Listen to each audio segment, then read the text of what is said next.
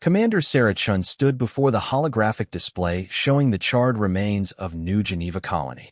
The images rotated slowly, revealing twisted metal structures and the skeletal remains of what had once been humanity's most prosperous outer rim settlement.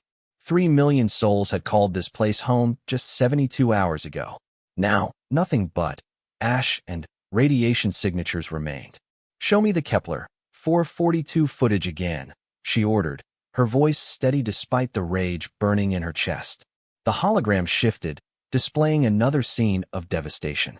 The agricultural world that had fed 17 colonies was now a smoking crater. The Zephyrian warships had been thorough in their work, leaving no structure standing, no life remaining. The same pattern had repeated across 12 human worlds in the span of a single week. "Admiral Torres is requesting an immediate meeting with all surviving sector commanders," Lieutenant Rodriguez reported from his station. "Priority Alpha." Sarah nodded grimly. She knew what this meeting would entail. For 2 centuries, humanity had maintained peaceful relations with the Galactic Council, even serving as mediators in several interspecies conflicts. The Zephyrians had been trading partners, their crystalline technology complementing human engineering prowess. That partnership had ended in the most brutal betrayal imaginable. The war room aboard the UES Prometheus buzzed with activity as holographic projections of the remaining human fleet commanders materialized around the central table. Admiral Torres, his weathered face bearing the weight of command, began the briefing without preamble. "The intelligence is confirmed," he announced. "The Zephyrian Empire has declared what they call a cleansing operation against all human settlements. Their High Council has decreed that humanity represents a threat to galactic stability and must be eliminated." Commander Jackson of the Europa Defense Fleet leaned forward. "What about the other Council species? Surely the Altarians or the Centaurian Republic won't stand for genocide." Torres's expression darkened. "The Galactic Council has voted. 12 species abstained, 7 voted against intervention, and 3 voted to support the Zephyrian action. We are alone." The room fell silent. Sarah felt the familiar cold calculation that had made her one of the youngest fleet commanders in human history taking over. "What are our assets?" 47 combat vessels across all sectors, 31 supply ships, and approximately 200 million civilians scattered across 63 remaining colonies, Torres replied. "The Zephyrians field over 800 capital ships with support fleets numbering in the thousands." "Then, we can't fight them conventionally," Sarah stated. "But we don't have to." All eyes turned to her as she stood, activating her personal data pad. Project Nightfall was classified beyond top secret for good reason. "I've been working on it for the past 5 years, anticipating something like this might happen eventually." The hologram changed, showing detailed schematics of a sleek, predatory-looking vessel unlike anything in the current human fleet. Meet the Ghost-class stealth destroyer. Completely invisible to all known sensor technologies, armed with experimental antimatter charges, and capable of operating independently for extended periods. Admiral Torres studied the designs with growing interest. "How many can we build?" "The prototypes are already constructed. 12 ships, hidden in the asteroid belt of the Tau Ceti system. Each one is crewed by volunteers who understand they may never return home." Commander Jackson whistled low. "This is assassination warfare. Hit and run tactics against a vastly superior force." "Exactly," Sarah confirmed. "The Zephyrians expect us to gather our fleets and make a desperate last stand. Instead, we're going to make them afraid to leave their home systems. We're going to hunt them across the galaxy until they beg for mercy." The meeting continued for hours as the commanders planned the most audacious military operation in human history. The Ghost Fleet would target Zephyrian command vessels, supply lines, and communication networks. Meanwhile, the remaining conventional fleet would evacuate as many civilians as possible to hidden colonies in uncharted systems. 3 days later, Sarah found herself aboard the UES Wraith, the lead Ghost destroyer, as it approached the Zephyrian staging area in the Rigel system. Her crew of 12 had volunteered knowing the odds of survival were minimal. Each member was a specialist in their field, chosen for their skill and their absolute commitment to making the aliens pay for their genocide. Contact bearing 27 Mark IV. Reported navigation specialist Kim Park. Single Zephyrian battlecruiser, Aurora class. Through the viewports, the enemy ship appeared as a massive crystalline structure, its surfaces refracting starlight in patterns that would have been beautiful under different circumstances. Now, all Sarah could see was an instrument of extinction that needed to be destroyed. "This is for New Geneva," she whispered, pressing the firing control. The antimatter charges struck the Zephyrian vessel simultaneously at 12 critical points. For a moment, the crystalline hull seemed to absorb the energy, glowing with increasing intensity. Then, the ship simply ceased to exist, vaporized in a flash of pure energy that briefly outshone the local star. "First blood to humanity," Sarah announced to her crew. "Let's see how they like being hunted." The Ghost Fleet's campaign began in earnest. They struck without warning at Zephyrian patrol fleets, destroyed supply convoys heading to human territories, and eliminated isolated outposts with surgical precision. The aliens' superior numbers meant nothing when they couldn't see their attackers coming. Within 2 weeks, the Zephyrian advance had slowed to a crawl. Their commanders were reluctant to deploy ships in small groups, forcing them to maintain large, unwieldy formations that moved slowly and consumed vast amounts of resources. The psychological impact was even greater than the material damage. Sarah's flagship intercepted panic communications between Zephyrian fleet commanders. The crystalline beings were beginning to understand that they faced an enemy unlike any they had encountered before. Humans didn't fight with honor or follow accepted galactic warfare conventions. They struck from the shadows, killed without warning, and disappeared before retaliation was possible. The turning point came when the Wraith penetrated the Zephyrian home system itself. The capital world of Zephyr Prime had never known the touch of war, protected by massive defense platforms and patrol fleets numbering in the hundreds. Sarah studied the orbital defenses for 3 days, analyzing patterns and identifying weaknesses. "Their defense grid has a rotation cycle," she explained to her tactical officer.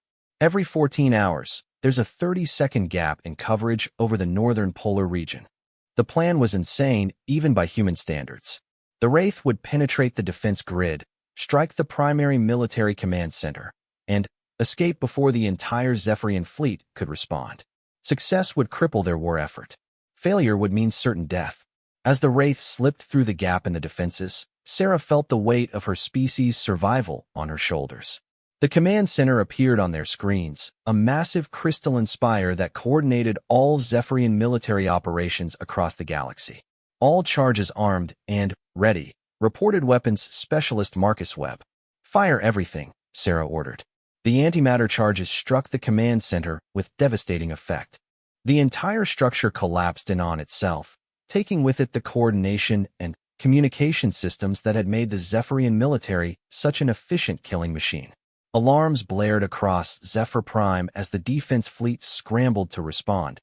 But the Wraith was already gone, vanishing into the void like the ghost it was named for.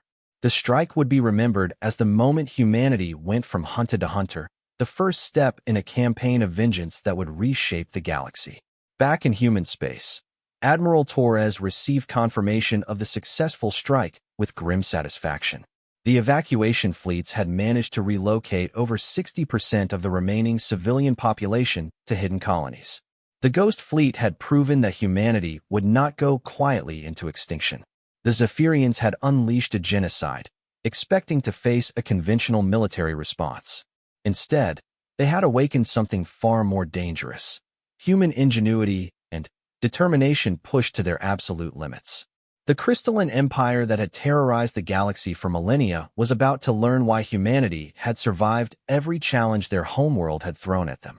The war was far from over, but the first phase of Project Nightfall had succeeded beyond all expectations. Humanity would not just survive this attempted genocide. They would make their enemies regret ever threatening the human race. The galaxy would learn that humans were not just another species to be conquered and enslaved. They were something entirely different, something to be feared. In the depths of space, 12 ghost ships continued their deadly hunt, each strike weakening the Zephyrian war machine and proving that humanity refused to accept extinction. The crystalline empire had made a fatal error in judgment, and now they would pay the price for their arrogance. The real war was just beginning. 6 months had passed since the Ghost Fleet began their devastating campaign against the Zephyrian Empire. Commander Sarah Chun watched the tactical display aboard the U.S. Wraith as her strike force approached their latest target, a massive Zephyrian shipyard in the Vega system.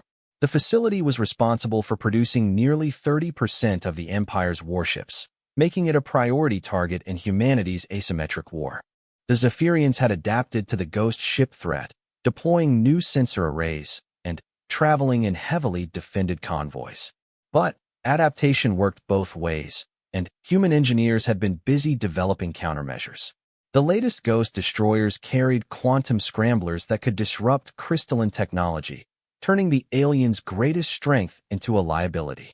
New intelligence from Prometheus Command, reported Communications Officer Elena Vasquez. The Zephyrian High Council has issued what they're calling the final decree. They're mobilizing their entire reserve fleet for a coordinated strike against all remaining human colonies. Sarah's jaw tightened. The reserve fleet represented nearly 2,000 ships that had been held in Zephyrian space for homeland defense. If they deployed simultaneously against human settlements, even the hidden colonies would be at risk. "How long do we have?" she asked. "Intelligence estimates 6 weeks before the fleet reaches full readiness. The Zephyrians are being methodical, ensuring they have enough firepower to eliminate every human settlement in a single coordinated assault." The tactical situation had reached a critical point. The Ghost Fleet's success had forced the Zephyrians to commit everything to ending the human threat once and for all. Sarah knew that conventional evacuation wouldn't be enough this time. They needed a victory so devastating that it would shatter Zephyrian resolve entirely. "Signal the other Ghost commanders," she ordered. "Emergency conference in 1 hour." The holographic meeting brought together the surviving Ghost Fleet commanders. Of the original 12 ships, 8 remained operational. The price of their hit and run campaign had been high, but the damage inflicted on the Zephyrian war machine had been incalculable. Commander Rodriguez of the U.S. Phantom spoke first. "My intelligence officer has identified a potential game-changer. The Zephyrian home fleet protecting their core worlds relies on a central coordination system called the Nexus Core. Destroy it, and their entire defensive network collapses." "Where's it located?" asked Commander Williams of the U.S. Spectre. "That's the problem. The Nexus Core is housed within the Zephyrian High Temple on their capital world. It's not just a military target. It's the most sacred site in their civilization. The entire planet is surrounded by defense platforms, automated weapon systems, and patrol fleets." Sarah studied the tactical data with growing excitement. A fortress world that's never been successfully attacked. They probably think it's impregnable. "It might as well be," Rodriguez replied grimly. "Our intelligence indicates over 50,000 defensive weapons platforms in orbital positions alone. Even if we could penetrate the outer defenses, the High Temple itself is protected by energy shields that can withstand planet-killer weapons." The other commanders exchanged glances. The mission sounded like a suicide run, but they all understood the stakes. If the Zephyrian Reserve Fleet deployed against human space, it would be the end of their species. "There might be a way," Sarah said slowly, "but it would require splitting our forces and accepting massive casualties. We'd need to create a diversion so overwhelming that it draws every available Zephyrian ship away from their home system." The plan that emerged was audacious even by the standards of the Ghost Fleet. Half the remaining ships would conduct simultaneous strikes against major Zephyrian installations across 3 sectors, creating the impression of a coordinated human offensive. While the enemy scrambled to respond to these multiple threats, the remaining 4 Ghost ships would attempt to penetrate the defenses of Zephyr Prime itself. The diversionary attacks began 72 hours later. The U.S. Phantom destroyed a major Zephyrian fleet base in the Arcturus system, while the U.S. Banshee eliminated a critical supply depot near the Galactic Core. Simultaneously, the U.S. Revenant and U.S. Shadow struck at communication relay stations that coordinated Zephyrian military operations across their empire. The response was immediate and overwhelming. Zephyrian fleets rushed to defend their threatened installations, pulling ships from garrison duties and homeland defense. Emergency broadcasts flooded their communication networks as military commanders struggled to coordinate responses to the apparent human offensive. While chaos erupted across the Zephyrian Empire, Sarah's reduced strike force approached their home system through a route that took them perilously close to a black hole. The gravitational distortion masked their approach, but the radiation levels pushed their ship's shielding to its absolute limits. Zephyr Prime on long-range sensors, reported navigation specialist Park. Defense platforms exactly as intelligence predicted, but the patrol fleets are at minimum strength. The diversion is working. The approach took 8 hours of careful maneuvering through defensive sensor nets and automated weapon systems. Each Ghost ship carried experimental quantum charges developed specifically for this mission. Unlike conventional antimatter weapons, the quantum charges could phase through crystalline shields before detonating, making them perfect for attacking the seemingly impregnable High Temple. Temple complex in sight, Webb announced from the weapons console. Energy readings are off the charts. Whatever's in there, it's drawing power from the planet's core itself. Sarah studied the massive crystalline structure that dominated the capital city. The High Temple was a work of art and engineering, its spires reaching into the upper atmosphere while its base extended deep into the planetary crust. Destroying it would be like attacking the Vatican, Mecca, and the Pentagon simultaneously. All ships, final approach, she ordered. Remember, we only get one chance at this. The 4 remaining Ghost destroyers descended toward the planetary surface, their stealth systems straining to mask their presence from the increasingly dense sensor networks. Automated defenses designed to stop conventional attacks passed within meters of the invisible ships, their targeting systems unable to lock onto the quantum-cloaked hulls. The High Temple's shields appeared as a shimmering dome of energy that completely enclosed the structure. Intelligence reports indicated that these shields had never been breached in the 3,000 years since their installation. Today, that record would be broken. Quantum charges armed and synchronized, Webb reported. All ships confirm ready status. Fire, Sarah commanded. 12 quantum charges phased through the temple's shields as if they didn't exist, penetrating deep into the crystalline structure before detonating simultaneously. The explosion that followed was unlike anything in recorded military history. The temple didn't just collapse. It seemed to fold in on itself as the quantum energies disrupted the fundamental crystalline matrix that held it together. The destruction of the Nexus core had immediate and far-reaching effects. Across the Zephyrian Empire, defense platforms went offline, communication networks failed, and military coordination systems crashed. The perfectly organized alien war machine ground to a halt as its central nervous system died. But the mission's success came at a terrible price. The temple's destruction triggered a massive energy feedback that overloaded the Ghost ship's systems. The U.S. Wraith's engines failed as they attempted to escape the planet's gravity well, and Sarah watched helplessly as her sister ships suffered similar malfunctions. Emergency power only, Park reported as warning lights flashed across the bridge. Stealth systems offline. We're visible to every sensor in the system. The Zephyrian response was swift and overwhelming. Surviving defense platforms turned their weapons toward the revealed Ghost ships while emergency squadrons launched from planetary bases. The aliens had finally caught their tormentors, and they intended to make them pay for months of humiliation and terror.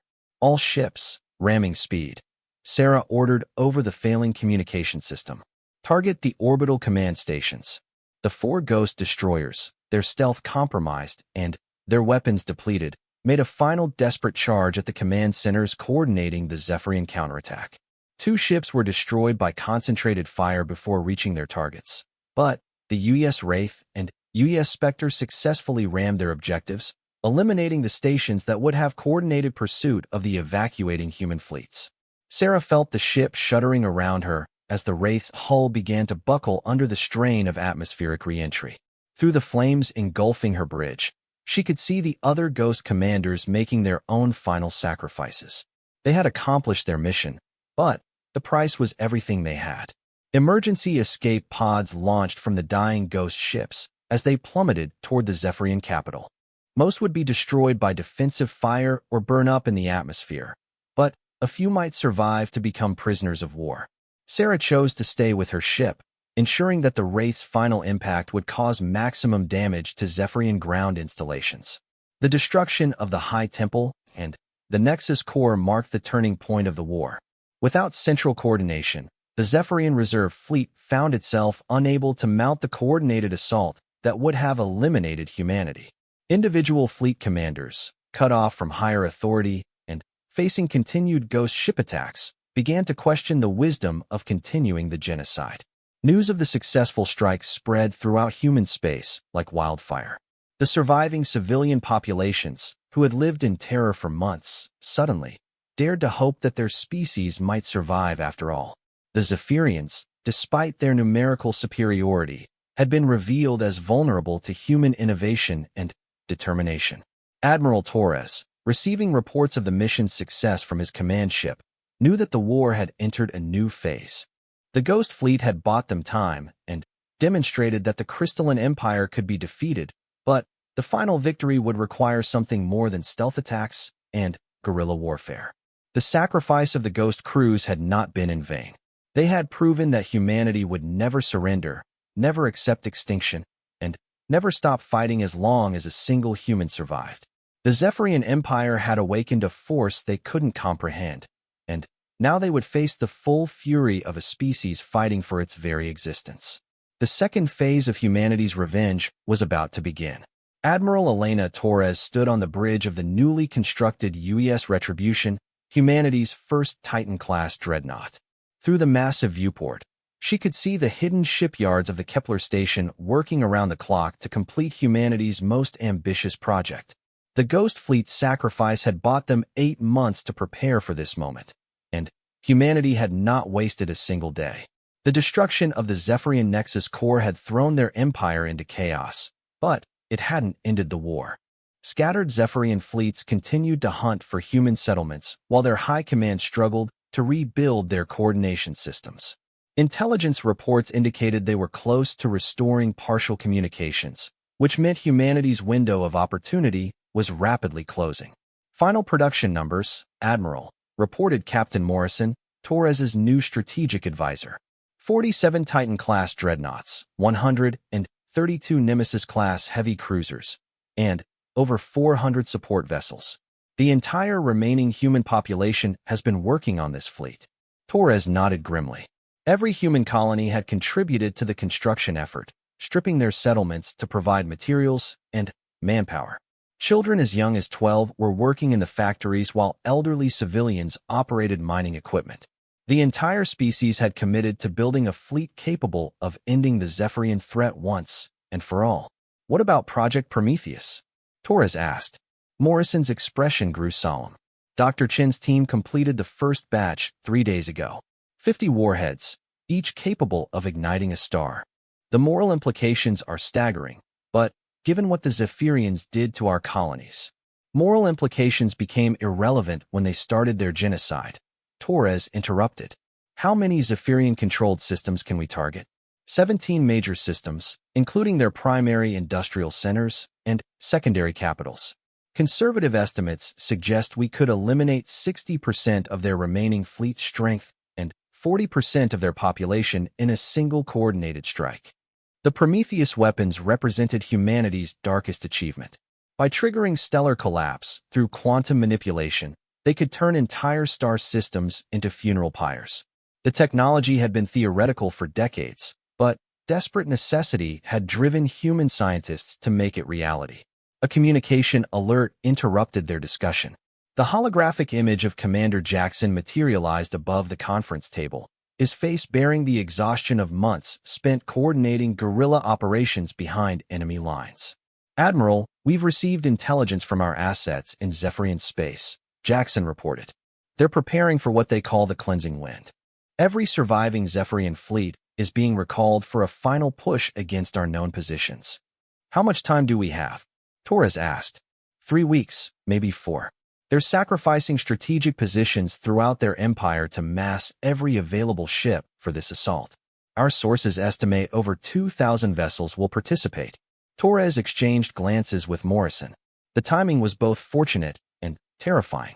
Humanity's new fleet was ready for deployment, but they would face the largest space armada in galactic history. Signal all fleet commanders, Torres ordered. Operation Nemesis begins in 72 hours. The human fleet assembled in the void between galaxies, far from any sensors that might detect their presence. 47 massive dreadnoughts formed the core of the formation, each ship carrying enough firepower to devastate a small planet. The sight would have been impossible to imagine just 2 years earlier, when humanity was still a peaceful member of the galactic community. Dr. Sarah Chun, sister of the Ghost Fleet commander who had died destroying the Nexus core, stood beside Torres on the Retribution's bridge.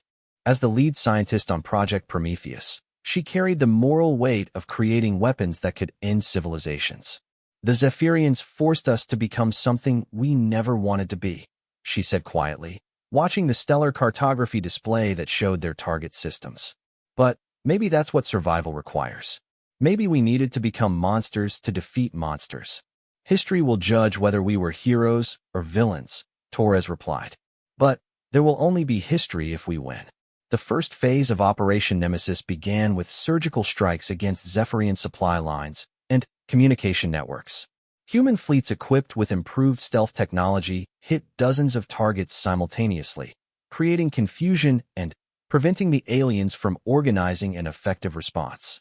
Captain Rebecca Stone commanded the UES Devastator, one of the new Nemesis-class heavy cruisers, as it approached a major Zephyrian fleet base in the Rigel system. Unlike the Ghost ships that had fought with stealth and subterfuge, the new human vessels were designed for direct confrontation. Their weapons could punch through crystalline armor, and their shields could withstand the energy discharges that had previously made Zephyrian ships nearly invincible. Multiple contacts on long-range sensors reported Lieutenant Commander Park, who had survived the destruction of the Ghost Fleet and joined the conventional Navy. 27 Zephyrian vessels, including 4 of their Aurora-class battlecruisers. "All ships, attack formation," Stone ordered. "Let's show them what humanity has learned about warfare." The battle that followed demonstrated just how much human military technology had advanced. Quantum torpedoes phase-shifted through Zephyrian shields while plasma cannons overloaded their crystalline hulls. The aliens found themselves outgunned for the first time in their history, their technological advantages neutralized by human innovation and desperate ingenuity. Within 6 hours, the Zephyrian base was in ruins and its defending fleet destroyed. Similar scenes played out across 30 systems as humanity launched the largest military offensive in its history. But the main event was yet to come. Admiral Torres had positioned the core human fleet in the path of the Zephyrian cleansing wind, choosing to meet their overwhelming force in open battle rather than allow them to reach human space. "Enemy fleet detected," announced the Retribution's sensor officer. Estimated 2,300 vessels approaching from the galactic core direction. Torres studied the tactical display with cold calculation. Even with their technological improvements, humanity was outnumbered nearly 5-1. Traditional tactics would result in mutual annihilation at best. "Signal all ships," she ordered. "Execute Prometheus protocol." Across the human fleet, cargo bays opened to reveal the star-killer weapons that represented humanity's final gambit. The warheads were launched not at the Zephyrian fleet, but at the stars and nearby systems. Within hours, the quantum manipulation devices would trigger stellar collapse, creating supernovas that would sterilize entire sectors of space. The Zephyrian fleet arrived to find humanity waiting for them in what appeared to be a suicidal last stand. Their commanders, confident in their numerical superiority, ordered a full assault that would finally end the human threat. The battle began with devastating exchanges of fire that lit up the void like a miniature galaxy. Zephyrian crystalline ships shattered under human weapons, while alien energy discharges overwhelmed human shields. Ships on both sides died by the dozens as the two fleets tore each other apart with unprecedented fury. First wave of Prometheus weapons reaching target stars, Dr. Chin reported from her position at the science station. Stellar collapse initiated. Estimated 8 minutes to supernova ignition. The Zephyrian fleet commander, monitoring the battle from his flagship, suddenly realized the true nature of the human strategy. Emergency communications flooded the alien networks as sensor operators detected the artificial supernovas beginning to ignite throughout their empire. "They're not trying to win this battle," the alien commander transmitted to his subordinates. "They're trying to exterminate our entire species." The revelation struck the Zephyrian forces like a physical blow. For the first time in their history, they faced an enemy willing to commit total genocide in return for the genocide they had attempted. The humans had become something far more terrifying than they had ever imagined possible. As the first artificial supernova erupted, its light reached the battlefield where the two fleets continued their deadly dance. The brilliant flare illuminated wreckage from hundreds of destroyed ships, while the survivors continued fighting with desperate determination. Incoming transmission from the Zephyrian flagship, the communications officer reported. They're requesting to negotiate. Tell them the time for negotiation ended when they destroyed New Geneva. Torres replied without hesitation. They wanted extinction? Now they can have it. The second wave of artificial supernovas began igniting across Zephyrian space. Entire star systems vanished in brilliant flashes of light as the quantum weapons did their work. Billions of Zephyrian civilians died in moments as their homeworlds were consumed by stellar fire. The alien fleet, witnessing the systematic destruction of their civilization, began to break apart. Individual ships attempted to flee while others surrendered outright. The disciplined formations that had terrorized the galaxy for millennia dissolved into chaos as the reality of human vengeance became undeniable. Zephyrian High Council is transmitting on all frequencies, the communications officer announced. They're offering unconditional surrender and reparations for the colonies they destroyed. Torres watched another Zephyrian system die on the tactical display. Too late for half measures. Signal the fleet. No quarter given, no prisoners taken. We end this today. The final phase of the battle saw the systematic destruction of the remaining Zephyrian forces. Human ships, their crews hardened by months of guerrilla warfare, and the memory of billions of murdered civilians, showed no mercy to their former tormentors. When the last Zephyrian vessel was destroyed, Admiral Torres found herself commanding the most powerful fleet in the galaxy. Behind them lay the wreckage of two civilizations, the peaceful humanity that had existed before the genocide, and the crystalline empire that had sought to exterminate them. Status report, Torres ordered. 17 Zephyrian systems destroyed by artificial supernova. Estimated casualties in the billions. No significant Zephyrian military forces remain. The Empire has ceased to exist as a political entity, Morrison reported. Dr. Chen stared at the tactical display showing the results of her weapons. We did it. We actually did it. Humanity survives, and our enemies are extinct. At what cost? Torres asked quietly. We've become the very thing we fought against. Genocidal killers who destroyed an entire species. They started it, Chen replied firmly. They chose extinction as their weapon. We simply proved that humans are better at it than they were. The victory was total and absolute. The Zephyrian Empire, which had terrorized the galaxy for millennia, was gone. Their worlds were ash, their fleets destroyed, and their civilization erased from existence. Humanity had proven that when pushed to the brink of extinction, they could become the most dangerous predators in the universe. But victory came with a price that would haunt the species forever. They had saved themselves by becoming monsters, trading their innocence for survival. The galaxy would remember humanity not as the peaceful mediators they had once been, but as the species capable of destroying stars and exterminating entire civilizations. As news of the victory spread throughout human space, celebrations erupted on every surviving colony. Children who had lived in fear of alien attack could finally sleep peacefully. The human race would continue, stronger and more united than ever before. Admiral Torres stood alone on the observation deck of the Retribution, watching the distant glow of dying stars that marked the graves of their enemies. Humanity had won the ultimate victory, but the cost of that triumph would echo through history forever. They had learned the most important lesson in the universe. When survival is at stake, humans will do absolutely anything to ensure their species continues. The galaxy had tried to exterminate humanity and failed. Now they would face a human empire forged in the fires of genocide and tempered by the absolute necessity of survival. The age of human dominance had begun.